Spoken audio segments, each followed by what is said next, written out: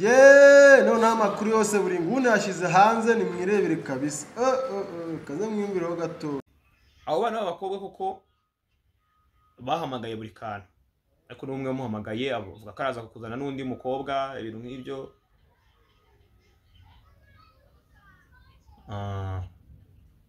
Ibindi byose biri mu ntuza, biracyari mu iperereza n'ubushinjacyaha n'iki, ntabwo nabijya mu deep.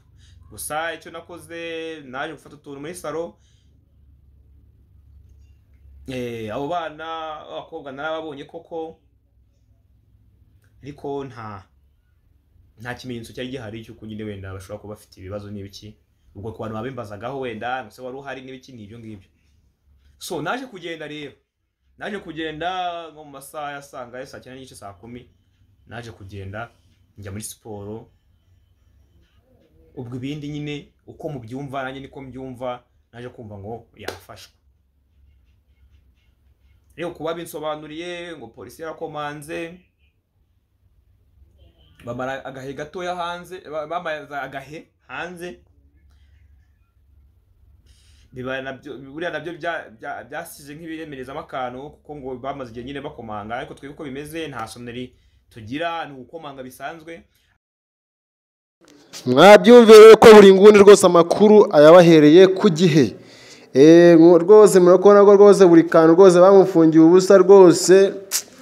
Ako ni ibintu bibabaje cyane, ntabwo byoroshye kabisa. Ariko nakomeze kwihangana, buriya baraza kuza kumurekura. Abakobwa nyine baramushutse nyine byatara, ariko naba yihanganyeho gakeya, buriya baraza kuza kumurekura.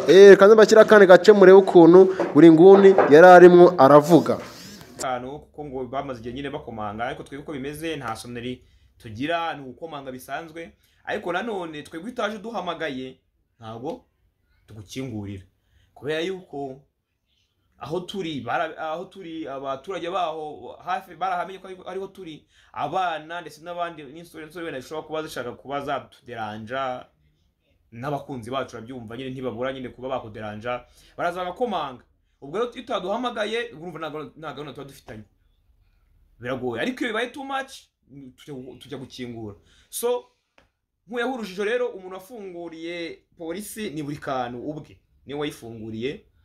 Kandi ikindi yari yambaye uko mwamubonye niko yari yambaye, n'ubundi yaragiye muri siporo ya skate. Ngira ngo abakurikirana imbuga nkoranyambaga ze ari guskatinga n'ibiki byose, ari gukora ibya skate, murabizi ni kuri aba yambaye.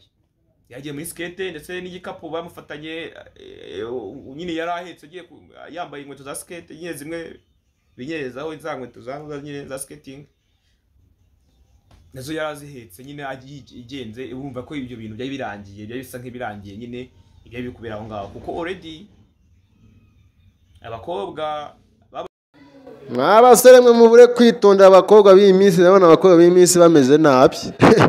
Mukomeze muyagare, muraza kuza kubihomberamo.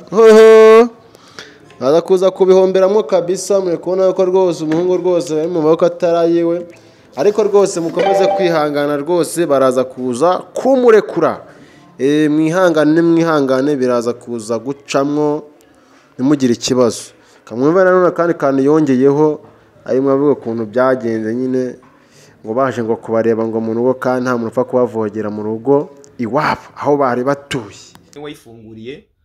Kandi ikindi yari yambaye uko mwamubonye niko yari yambaye, n'ubundi yaragiye muri siporo ya skate. Ngira ngo abakurikirana imbuga nkoranyambaga ze ari guskatinga n'ibiki byose, ari gukora ibya skate, murabizi ni kuri aba yambaye. Yagiye muri skate ndetse n'igikapu bamufatanye, nyine yari ahetse yambaye inkweto za skate nyine zimwe binyereza.